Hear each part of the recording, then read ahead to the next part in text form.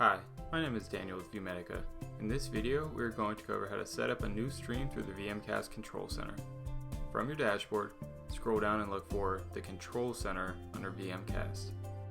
Here you will see your streams. If the stream is highlighted gold, it still needs to be set up. Select the Set Up Stream button to get started. First, you will need to give the stream a name. Make this something you can easily recognize. Next, you will need to set a location. If you are in the US, you can use your zip code. If you are elsewhere, you can use coordinates. Below this, you will see more optional settings such as the ability to display a clock, show QR codes, and more.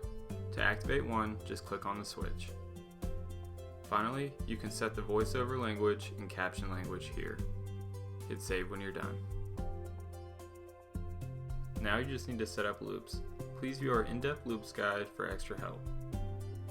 Thank you so much for watching this video tutorial. If you have any questions, please reach out to us via the chat on our website or by phone at 919-929-2501.